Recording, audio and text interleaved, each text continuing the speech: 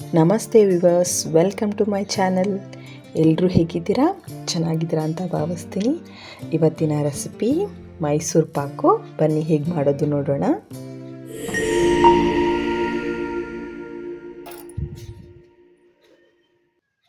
ಮನೆಯಲ್ಲಿ ಈಸಿಯಾಗಿ ಸಿಂಪಲ್ಲಾಗಿ ಹೇಗೆ ಮೈಸೂರು ಪಾಕು ಮಾಡೋದು ಅಂತ ನೋಡೋಣ. ಈಗ ನಾನಿಲ್ಲಿ 3 ಕಪ್ ತೊಗೊಂಡಿದ್ದೀನಿ. 1 ಕಪ್ಪಲ್ಲಿ ಸಕ್ಕರೆ, 1 ಕಪ್ಪಲ್ಲಿ ತುಪ್ಪ, 1 ಕಪ್ಪಲ್ಲಿ ಕಡಲೆ ಹಸಿಟ್ಟು.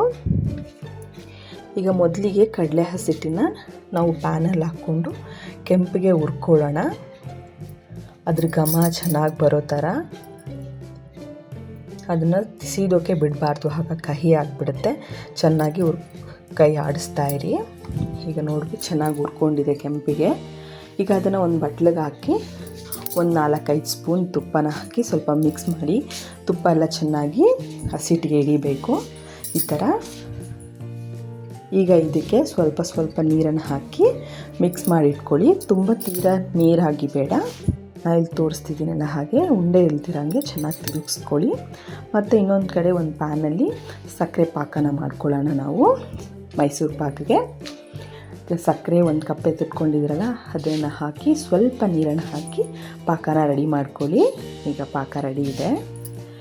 ನಾವೀಗ ಪಾಕ ರೆಡಿ ಇದೆಯಲ್ವ, ಅದಕ್ಕೆ ತುಪ್ಪ ಮತ್ತು ನೀರನ್ನು ಹಾಕಿ ಕಲಸಿಟ್ಟಿದ್ದ ಹಸಿಟ್ಟನ್ನು ಹಾಕಿ ಚೆನ್ನಾಗಿ ಮಿಕ್ಸ್ ಮಾಡ್ತಾ ಇರಬೇಕು. ಅದೆಲ್ಲ ಚೆನ್ನಾಗಿ ಮಿಕ್ಸ್ ಆದಮೇಲೆ ಪಾಕದಲ್ಲಿ ನಾವು ತುಪ್ಪ ಸ್ವಲ್ಪ ಎತ್ತಿಟ್ಕೊಂಡಿದ್ರು 1 ಕಪ್ಪು. ಆಗಾಗ ಅದನ್ನು ತುಪ್ಪ ಹಾಕ್ತಾ ಚೆನ್ನಾಗಿ ಮಿಕ್ಸ್ ಮಾಡಬೇಕು.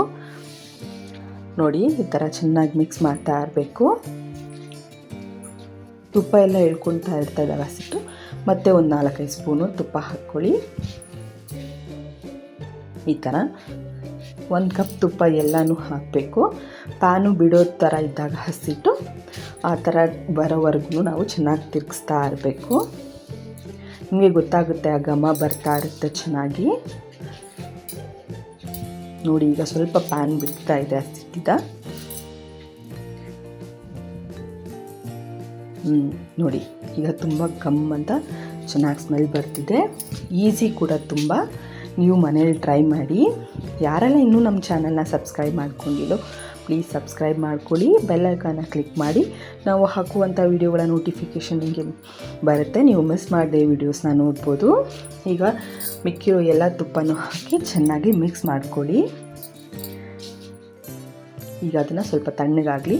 ಒಂದು ಪ್ಲೇಟ್ಗೆ ಇಲ್ಲಾಂದರೆ ಒಂದು ಬಾಕ್ಸ್ಗೆ ನೀವು ಸ್ವಲ್ಪ ತುಪ್ಪನ ಸವರಿ ನಾವು ಮಾಡಿಟ್ಟಿರೋ ಪಾಕನ ಆ ಪ್ಲೇಟ್ಗೆ ಹಾಕಿ ಒಳ್ಳೆ ಶೇಪನ್ನು ಕೊಟ್ಟರೆ ಮೈಸೂರು ಪಾಕ್ ರೆಡಿ.